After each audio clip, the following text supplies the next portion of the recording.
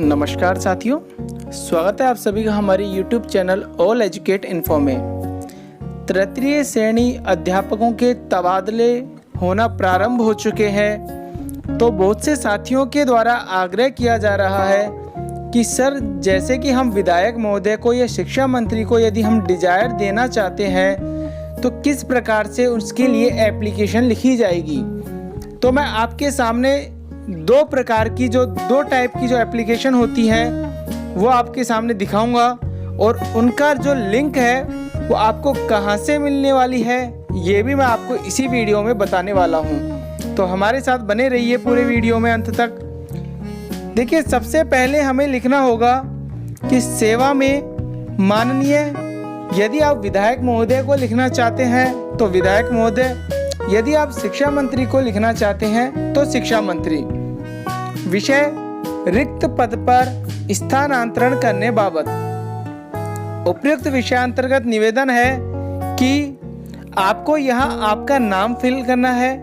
वर्तमान में तृतीय श्रेणी अध्यापक, यदि आप L1 पे कार्यरत है तो L1 और L2 पर कार्यरत है तो L2, और विषय के पद पर जिस विद्यालय में आप कार्यरत हैं वो आपको यहाँ फिल करनी है, और आपको यहाँ कारण देना होगा कि किस लिए आप अपना तबादला करवाना चाहते हैं। तो एक दो कारण मैं आपको बता देता हूँ जो कि लगभग सभी के साथ तर्कसंगत होते हैं कि महोदय, मेरे माता पिता की तबीयत लंबे समय से खराब चल रही है।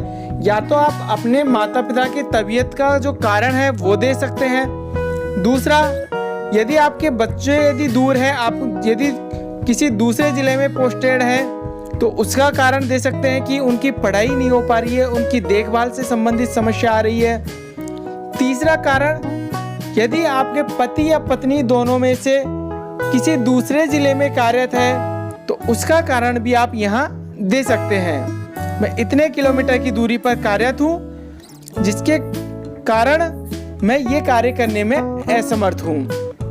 अतः श्रीमान जी से निवेदन है कि आप मेरा स्थानांतरण जिस जिले में करवाना चाहते हैं उसका ब्लॉक रिक्त स्थान पर करने की कृपा करें।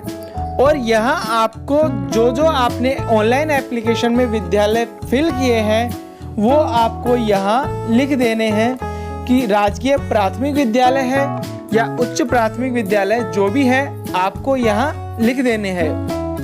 इनके अलावा साथ ही आपको ये भी लिखना है कि इनके अलावा जिले में किसी भी रिक्त स्थान पर स्थानांतरण करने की कृपा करें, क्योंकि यदि आप केवल 5 विद्यालय देते हैं तो इसका मतलब यह है कि आप ये चाहते हैं कि सर, मेरा ट्रांसफर मेरे घर के साइड में ही कीजिए, आसपास कीजिए।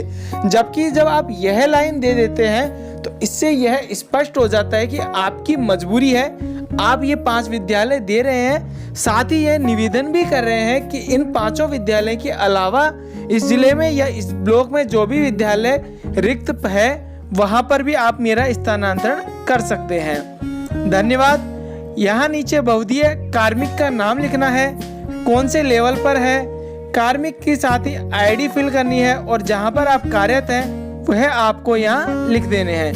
तो इस प्रकार से एक प्रारूप आपके सामने इस प्रकार का है जिसमें आपको एप्लीकेशन लिखनी है।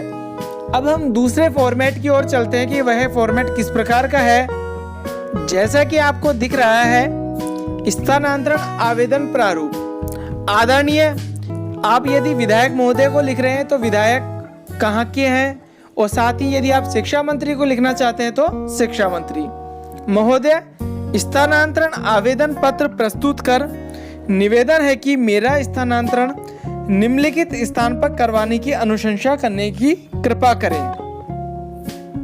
मेरा व्यक्तिगत और सेवा विवरण निम्नानुसार है।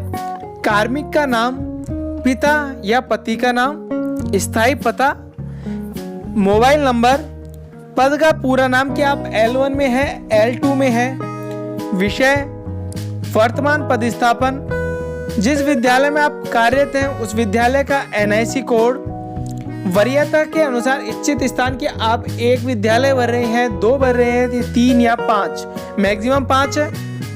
वर्तमान पद पर नियुक्ति की तिथि, जहां आप कार्यरत हो वहां पर आपकी नियुक्ति कब से हुई है, क्या परीक्षा काल पूर्ण हो चुका है, हाँ या ना, यदि हो चुका है तो कब हुआ है उसकी डेट भरनी है आपको।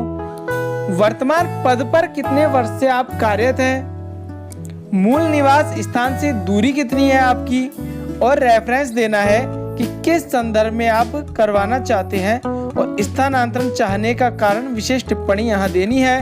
और आवेदनकर्ता की जो डिटेल्स है, नाम, स्थायी पता, वर्तमान पद, पदस्थापन, विषय और मोबाइल नंबर, ये सभी आपको यहाँ फिल करनी है।